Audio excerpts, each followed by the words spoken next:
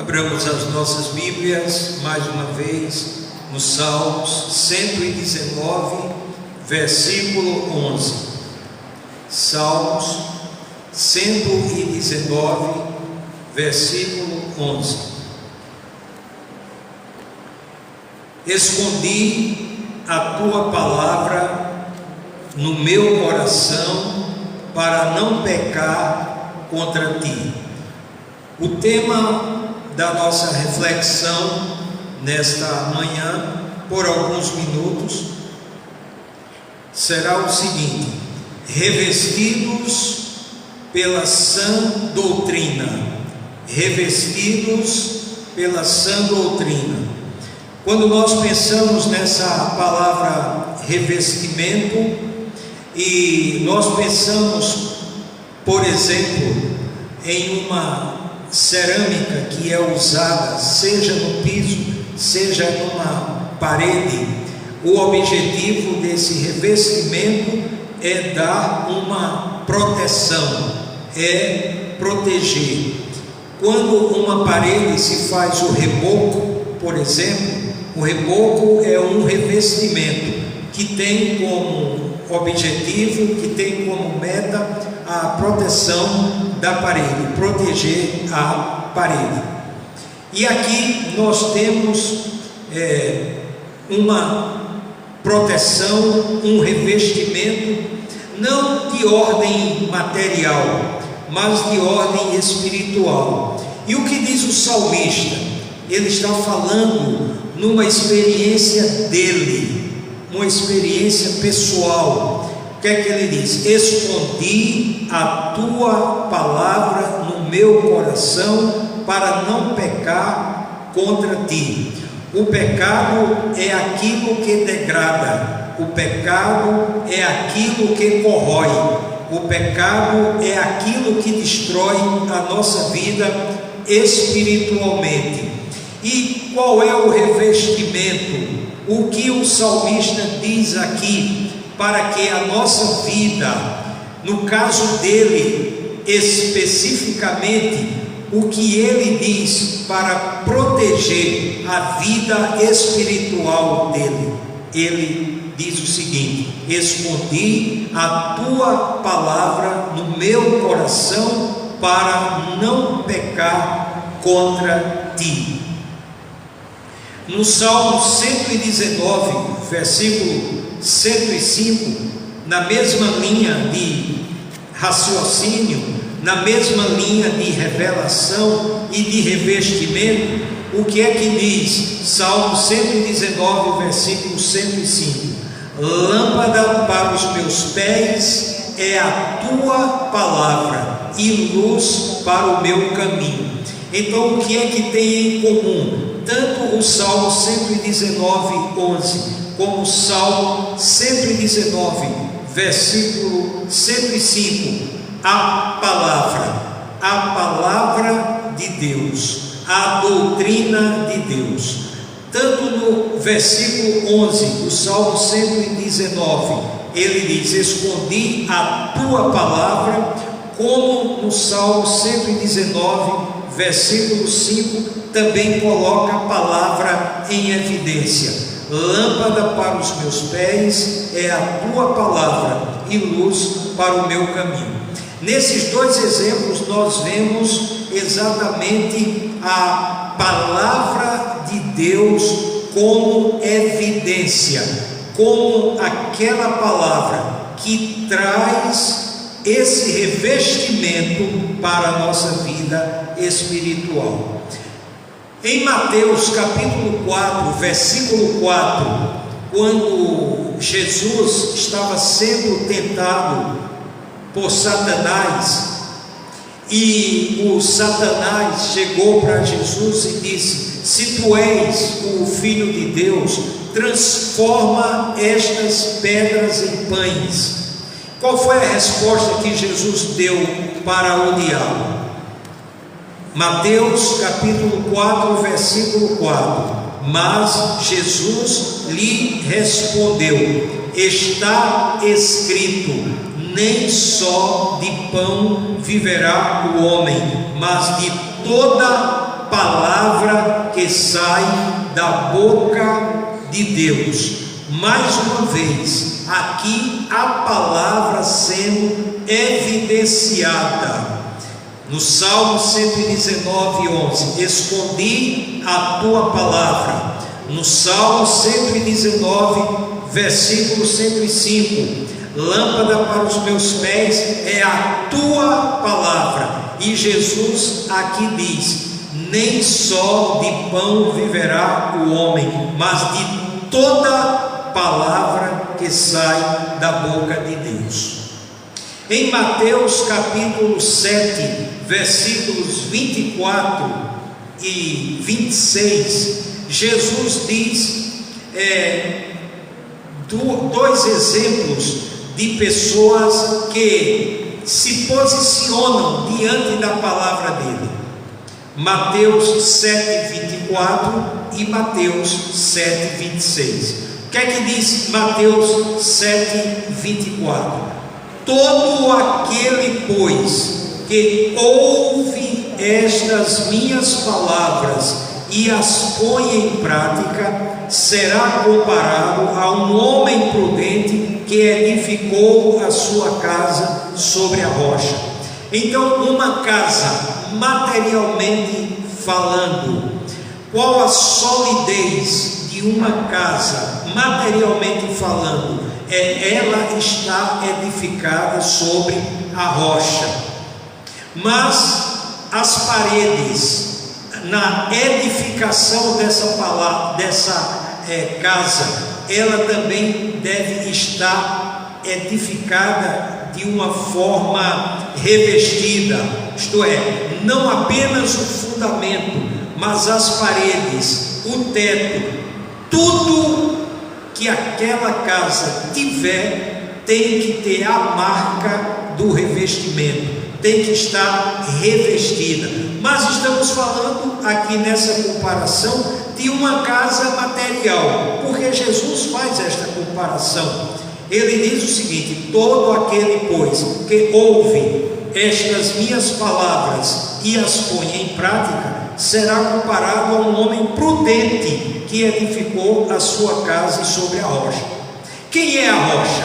A rocha é Jesus Cristo. Portanto, o revestimento, não apenas no início da nossa vida cristã, mas durante toda a trajetória da nossa vida cristã, porque a nossa vida cristã, ela tem o início, ela tem o durante e ela tem o final. No final, que nós possamos até repetir o que disse o apóstolo Paulo: combati o bom combate, acabei a carreira, guardei a fé. Uma vida desde o fundamento até o final de uma vida espiritual revestida pela palavra de Deus, pela sã doutrina. A palavra de Deus é para o cristão como o alimento, é algo necessário. A palavra de Deus é para o cristão como a água é necessária. A palavra de Deus é para o cristão como o ar que nós respiramos. Portanto, a palavra de Deus para o cristão é algo indispensável e algo insubstituível e algo que não necessita absolutamente de nenhuma atualização. Ela está revelada, ela está escrita. O que nós temos que fazer é exatamente o que Jesus diz aqui: todo aquele, pois, que ouve estas minhas palavras e as põe em prática. Portanto, não basta ouvir e pôr em prática, viver, se apropriar dessas palavras, testemunhar essas palavras. Agora veja que o tema é revestidos pela sã doutrina. E agora nós vamos para a definição Qual a definição de sã doutrina? Porque nós, cristãos, e aí eu não vou especificar uma denominação, mas eu vou dizer os cristãos, de um modo geral, eles não podem negligenciar, não podem negociar, não podem querer alterar a sã doutrina. Por que isso? E aí Jesus vai responder o porquê. João capítulo 7, versículos 16 e 17. João capítulo 7, versículos 16 e 17.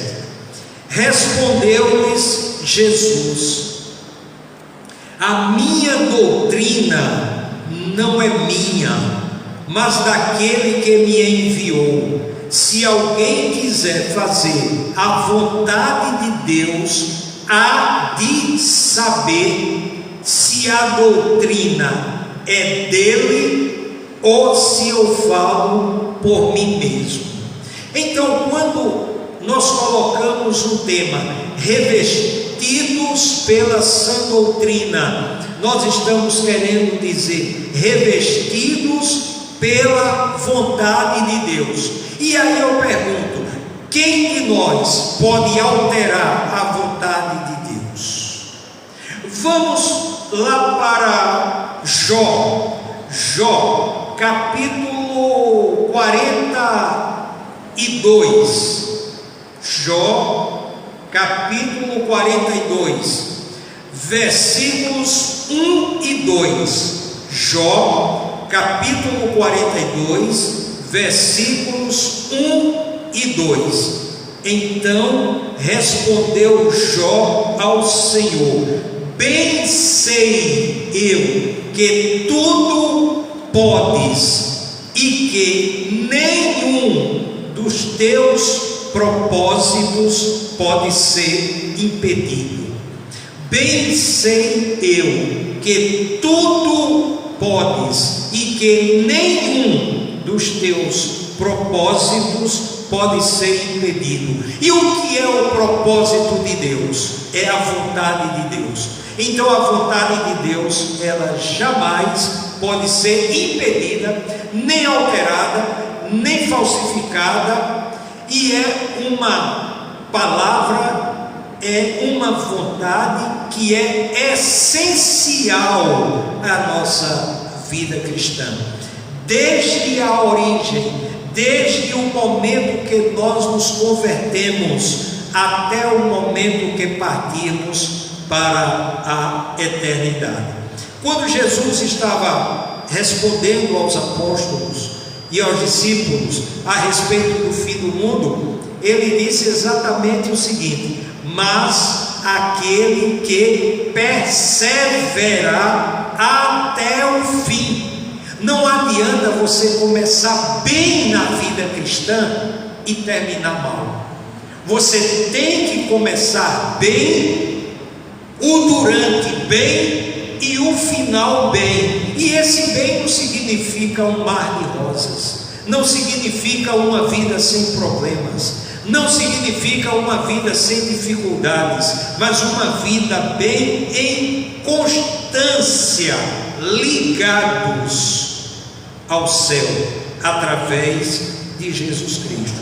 Então, revestidos pela sã doutrina significa ser revestidos pela vontade de Deus, e essa vontade é inalterável e também é uma vontade inabalável, conforme Jó disse: porque sei que os teus propósitos, nenhum dos teus propósitos pode ser impedido. Dito isto, nós queremos agora exemplificar duas vontades de Deus em relação a dois temas específicos. Primeiro, o dom da vida.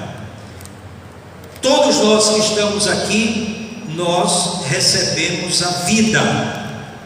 Poderíamos não ser nada. O que é nada? Nada é não existência, mas Deus nos deu vida. Há 80 anos passados, nenhum de nós, ou quem éramos nós há 80 anos passados, nós que estamos aqui, nada, não existíamos, simplesmente não existíamos, mas viemos a existir, e isso é o dom da vida. E aí nós vamos citar 2 salmos que evidenciam, que destacam o dom da vida. Salmo 139, versículo 16. Salmos 139, versículo 16. Os teus olhos viram a minha substância ainda informe, e no teu livro foram escritos os dias, sim, todos os dias que foram ordenados para mim, quando ainda não havia nenhum deles. Veja como o salmista se dirige para Deus. A consciência da revelação do salmista em relação ao dom da vida. Veja o que é que ele diz: os teus olhos, os olhos de quem? Os olhos de Deus, viram a minha substância ainda informe. Aquela substância informe que, quando está para ser fertilizado, o óvulo por uma semente masculina, e que se transforma em um embrião, e que vai sendo alimentado por Deus, e que fica hospedado durante 9 meses no ventre de uma mulher. Então aquela substância ainda informe. O que significa a palavra informe? Significa que o bracinho não foi formado ainda, mas já estava lá o código genético do bracinho. O olho não estava formado ainda, mas já estava lá no código genético o que iria ser olho. A perna não estava formada ainda, mas já estava no código genético o que seria perna. Portanto, o salmista, ele descreve aqui uma maravilha, a vida humana, o dom da vida, desde a concepção. Desde a concepção, os teus olhos viram a minha substância ainda informe. Então nós, como cristãos, nós somos defensores da vida, não porque nós queremos, mas porque nós mesmos temos o DNA da vida, e isso foi dado por Deus. É o dom de Deus. Nós somos amantes da vida. Por mais problemas que enfrentemos no mundo, todos nós, aquele que é cristão de verdade, ele ama viver. Ah, mas você tem tantos problemas e você gosta da vida? Gosto. Por quê? Porque a vida é um dom de Deus. É um privilégio. Poderíamos não estar aqui, poderíamos não viver, mas Deus nos deu esse privilégio. E esta vida, quem é o proprietário? Salmos 127, versículo 3. Salmos 127, versículo 3. Eis que os filhos são herança da parte do Senhor, e o fruto do ventre o seu galardão. Então, desde o ventre, desde a concepção, aquilo ali é uma propriedade de Deus. Nenhuma mãe pode chegar e dizer: olha, eu sou a proprietária do filho. Não é. O proprietário do filho é Deus. O que é que uma mãe deve fazer? Preservar durante os 9 meses, cuidar durante a infância, orientar na adolescência, orientar na juventude, e se preciso for, até quando ficar um filho barbado, a mãe e o pai vai orientar dentro da palavra de Deus, nunca deixa de ser filho, mas o proprietário é Deus. É uma responsabilidade que foi dada a Deus, que foi dada por Deus à mulher, para que ela tivesse esse fruto do ventre, desde a concepção. E outra sã doutrina que nós queremos destacar aqui, que nós não podemos negociar com isso, mudar isto, negligenciar isto, é o projeto da família. E quando nós falamos de projeto da família, nós não estamos falando de um slogan apenas para ser utilizado, família, projeto de Deus, ou projeto da família. Não, nós estamos falando da família como projeto de Deus, porque assim é o projeto de Deus. Mateus capítulo 19, versículos 4 a 6, é um resumo desse projeto. Mateus capítulo 19, versículos 4 a 6.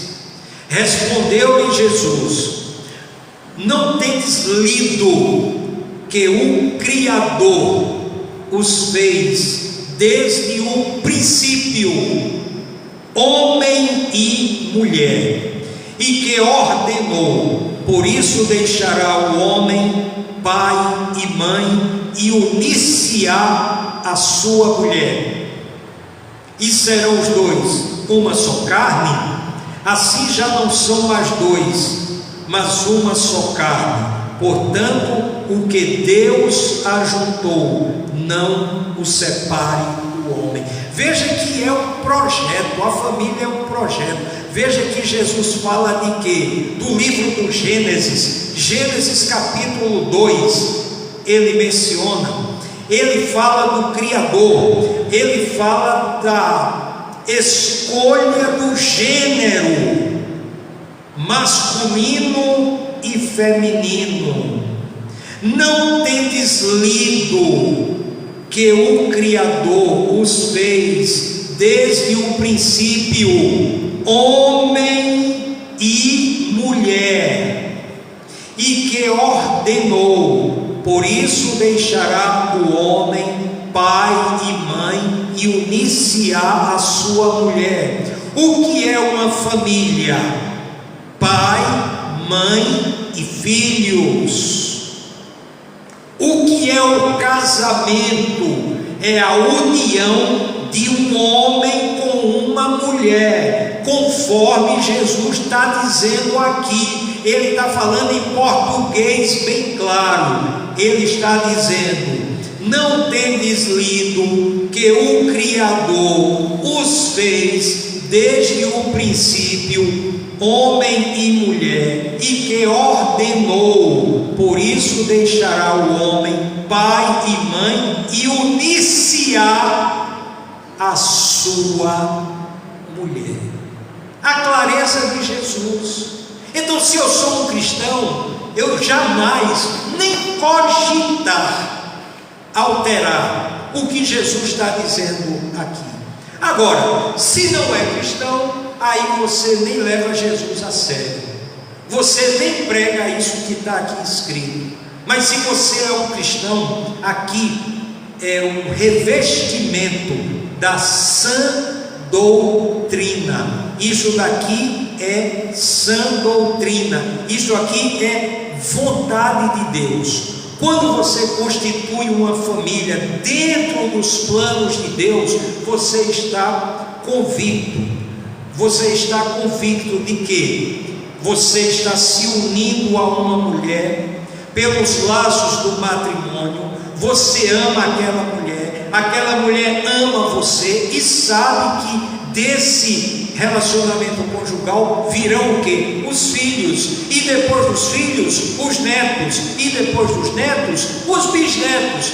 Assim é o projeto da família. E outra coisa, o que é que vem primeiro? A sociedade ou a família? A família, porque a sociedade ela é composta por famílias. Não existe nenhuma sociedade no mundo que não seja composta por famílias. Esse é o projeto de Deus.